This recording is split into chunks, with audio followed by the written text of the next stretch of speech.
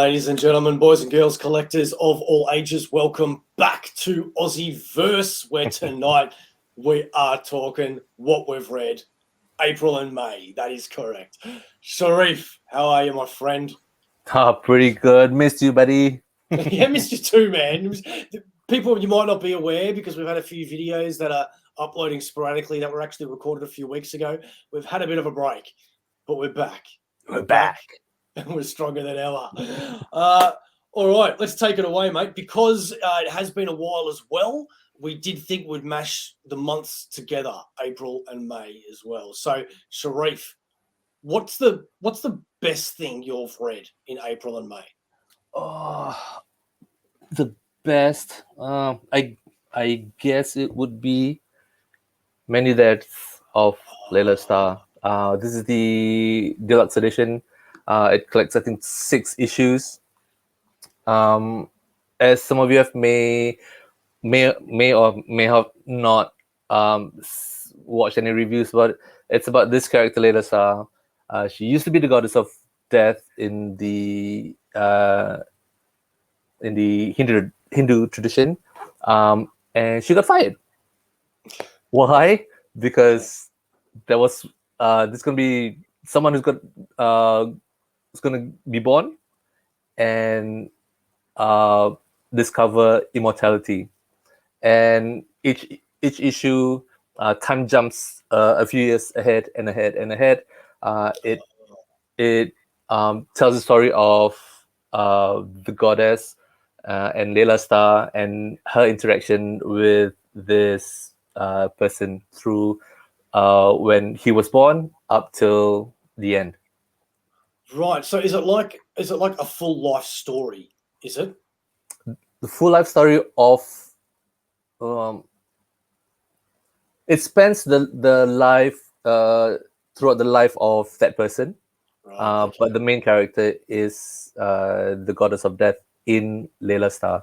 Does it have the covers at the back at all? I ask because I remember those covers and they were very shiny and beautiful, a lot of them, which I doubt they wouldn't be shiny in the book, but I'm interested to see them.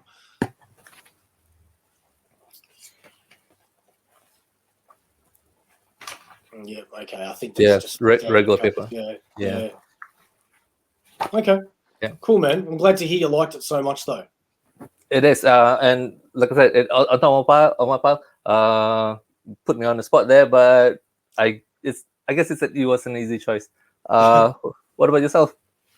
Myself, okay. Well, the best thing I've read, you know what? To be honest, so let me start again. The first few weeks of April was very, very slow reading for me, due to life and all that. And I've made the decision, Sharif, to go digital for all of my trades and single issues because I want to buy too many omnibuses and too many hardcovers, and I just don't have the room. So I've been reading digital comics, and the reason why I bring that up is because I don't have that much to physically show. However, the first thing I did when I went to digital was get on the Spider-Man Venom train. Absolutely. I went all up into date into there. However, the best thing that I've actually read, man, is Fantastic Four by Dan Slott. I haven't read it from the first one. I decided to read what's called the Reckoning War. Have you heard of this? Nah. Okay, so the Reckoning War. There's no need for me to go big while we're talking about this.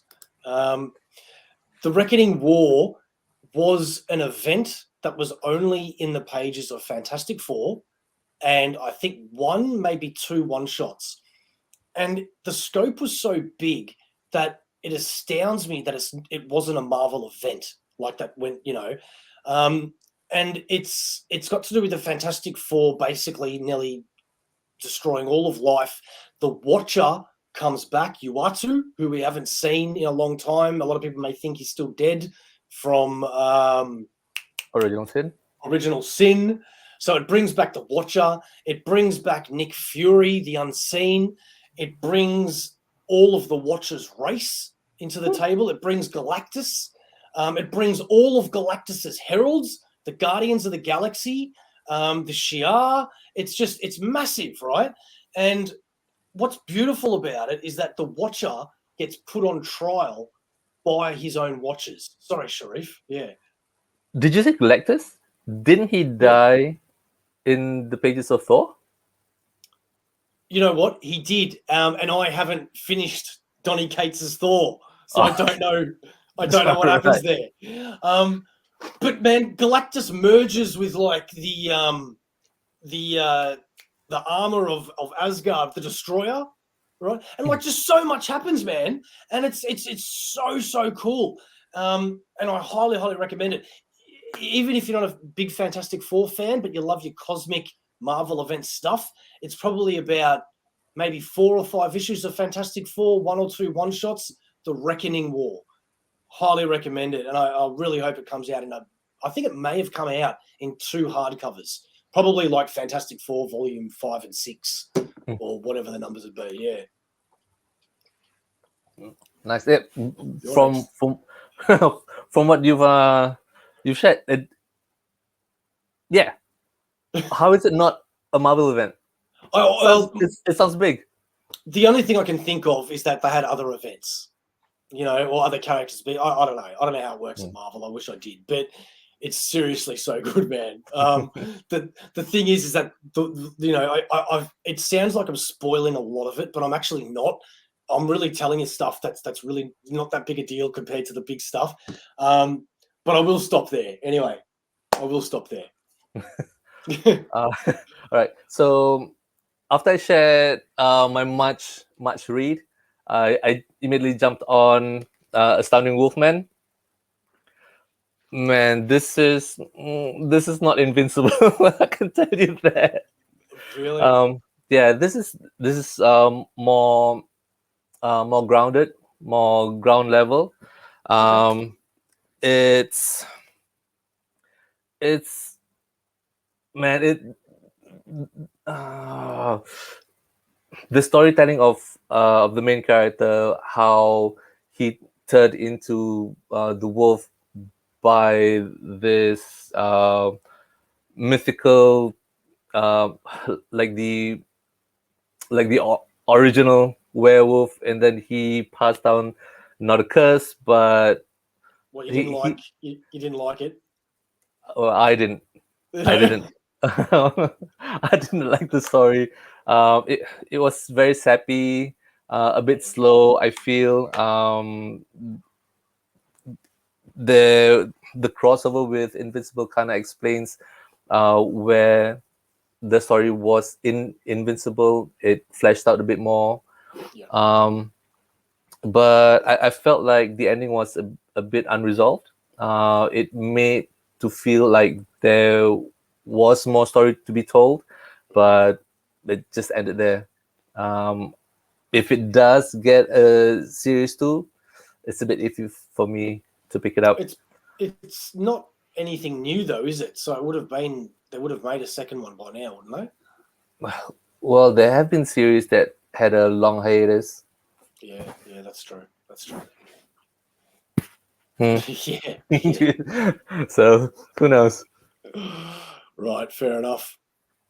All right. Well, my next is I haven't actually read it all, but I've read it's a bunch of one shots, and I've read like maybe 3 out of 5 of them, and that is Mars Attacks IDW.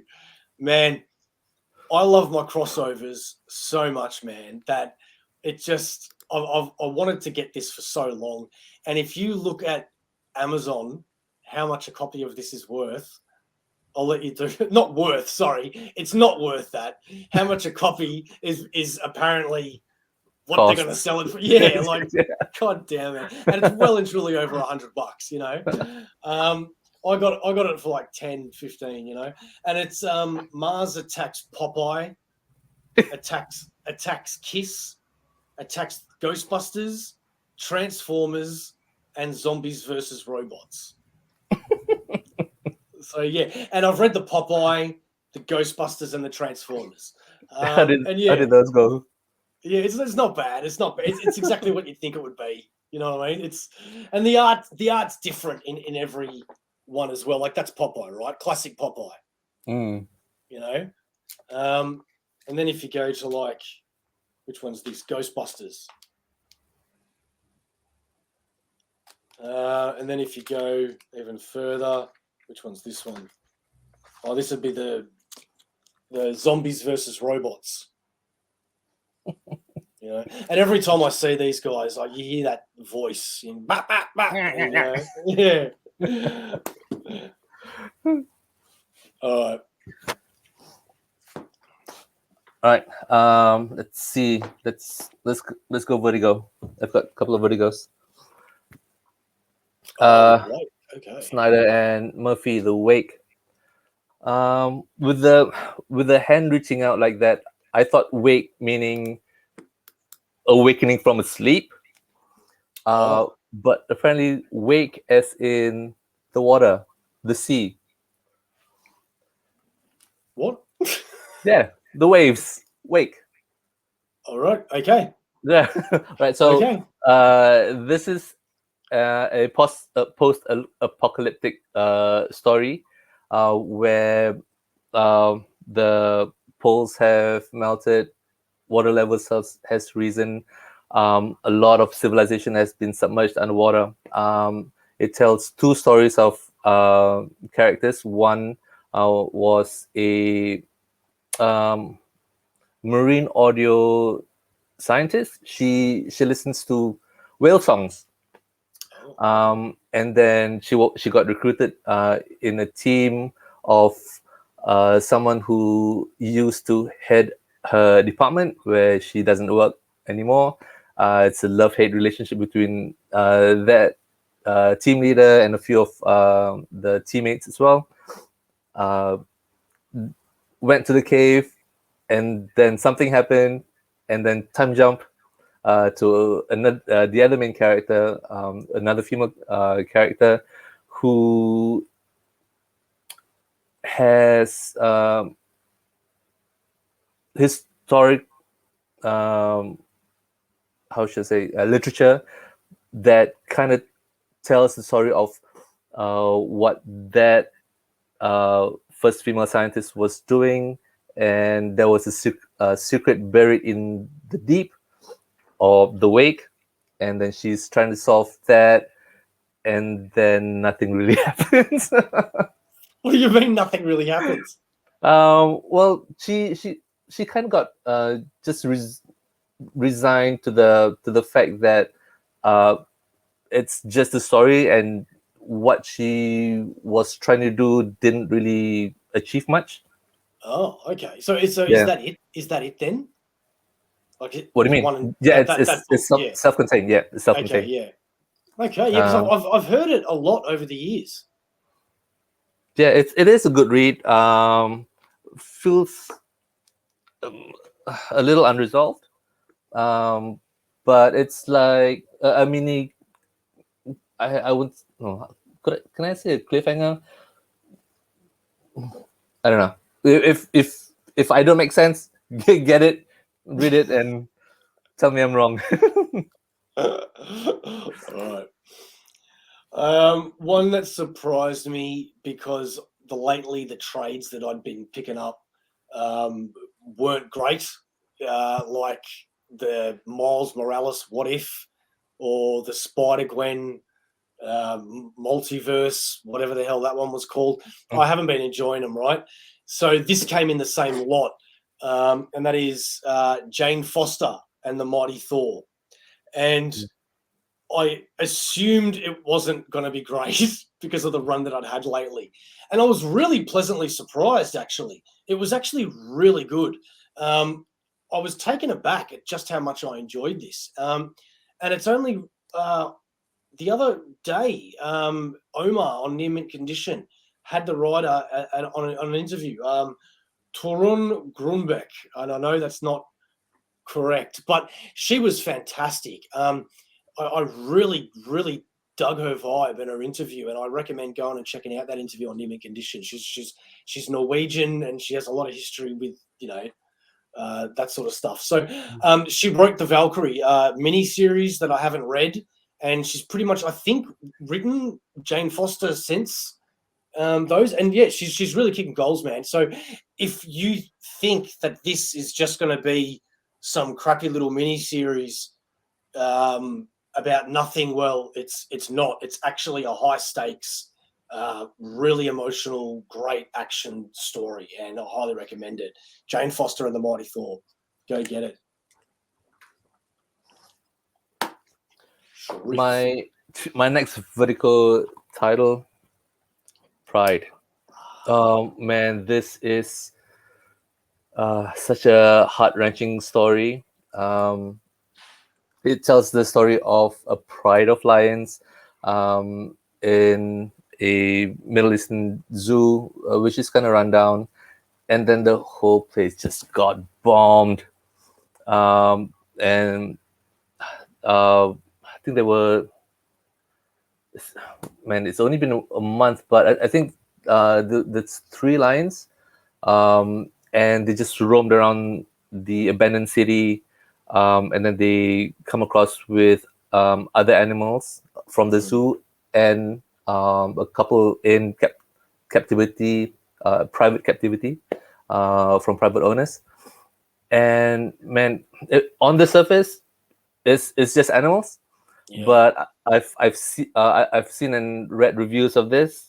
It's a parable of what the people of that country went through, and I just just switched looking at them as animals to actual people, and man, that it's a really sad story. How one of the elder lioness got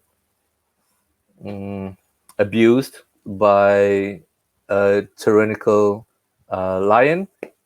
How the cub finally escaped with another female, and then in the end, it was just for nothing. Wow, I really want to read that one. Brian K. Vaughan, yeah? Brian K. Vaughan. Yeah, I really want to read that. That sounds pretty good. I've only got 2 or 3 more things, mate. So how many do you have? Just so 3. Okay, sweet. The next one is Wastelanders. This is a series of 5 one-shots, all set in the Old Man Logan future Wastelanders. For those that don't know, other than Old Man Logan, they've written a 12-issue series of Old Man Hawkeye and a 12-issue mini of Old Man Quill. I don't believe there's ever been a Black Widow. I don't think there has been, but there is in this. So this is Wastelanders Wolverine one-shot, Wastelanders Hawkeye, Wastelanders Star-Lord, Wastelanders Doom, and Wastelanders Black Widow. And yeah, it's good, man. I mean, it's not brilliant. It's not, absolutely fantastic, but it's good. It's why I reckon now they should have like a Wastelanders Omnibus and just have all of it together, But Omar made a good point that they'd have to call it Old Man Wolverine because it's probably the only way to sell. Yeah, but still, I reckon Marvel Wastelanders Omnibus, man. I reckon Old Man Omnibus. I don't know. All right, your turn, dude. The next 2 are stories about swords. The first one is God Country by Johnny Cates. This trade contains all 6 issues. It tells the story of this old man grandpa Emmett, who apparently suffers from Alzheimer's. So he, as you all know, what Alzheimer's does to a person, the memory and how they behave. In the first issue, a hurricane comes through town, leaves a big ass sword, and the sword has a name. It's called Velofax. Let's see if I can find that image for you. I had it.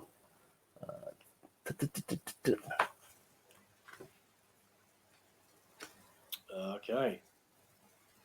It looks big. Apparently, he can wield it. once he gets the sword in his hands, he's that Alzheimer's is gone. He recognizes his family, and the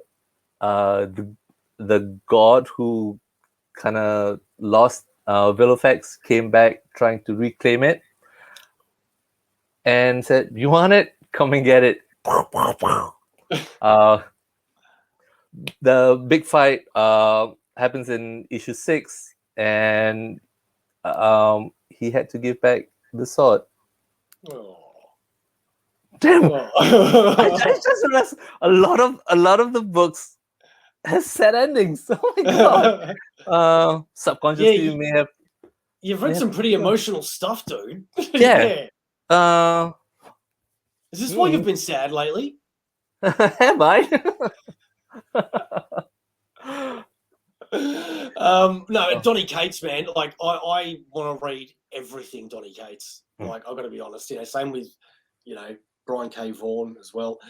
Speaking of Cates, my next one was because I stopped reading it for ages and I went back to it. The King in Black Omnibus. I finished it. Yeah, I mean, like, don't get me wrong. This was my most wanted omnibus, and don't get me wrong, I love the event.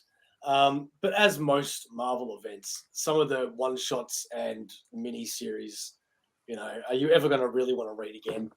But I'm still very, very grateful and happy that I've got it, and I'm glad that I finished it too. So yeah, I finished that one. Would you still keep it, seeing how the event is collected in Kidsman Omnibus? Yeah, I'm a completist. I got to have the whole thing. All right, fair enough. My second sword book is Soulwind. When you got that? Yep. Apparently, Soulwind is the name of the sword. And these are the. I was wondering if these were just sketches or whatnot, and then when I started reading the book, these were the actual characters. I would say main, but they played a heavy part in the story. Story has three. Well, the book has 3 stories, all started out from different points in time, telling the story of how each person from each time is involved, or how they come about with Soulwind. It's a pretty thick book. Took me a while to get through it, but I'm a sucker for time shifts, other realities, and this has both of them. One is set in feudal Japan, one is set in modern times, and one is set in outer space. And nice. These 3 just converged in the last arc.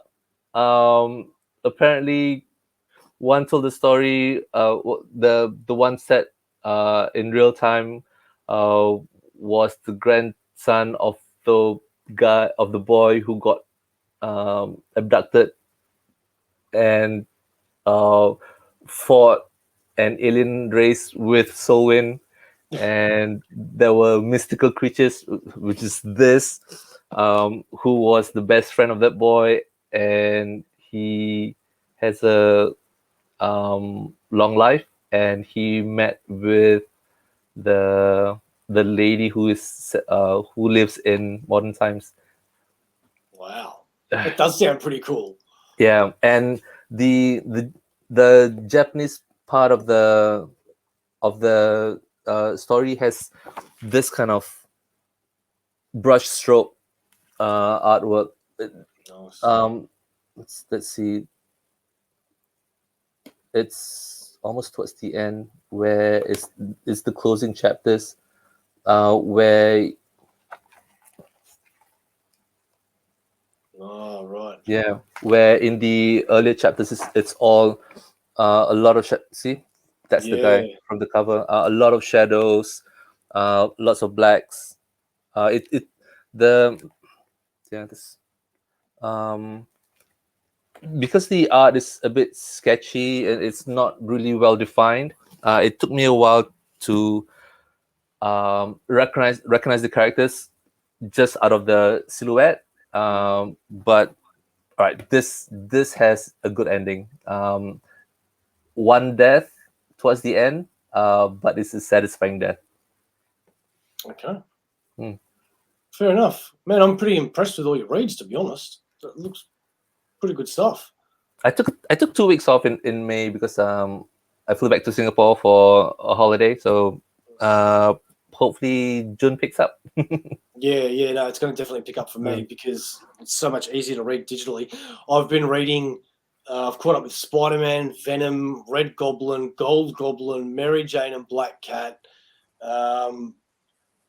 whatever else is connected to Spider-Man and Venom, Carnage, and it's been great. It's really, really good. Although the way Ben Reilly is treated is a travesty, I gotta say. I'm not happy at all. Not happy at all. Right into Marvel. Express your unhappiness. You think I already haven't? All right. Well, thank you very much for joining us once again, ladies and gentlemen. We hope you enjoyed this, and if not, tell us why. We like the critiques. We want to change. We want to get better.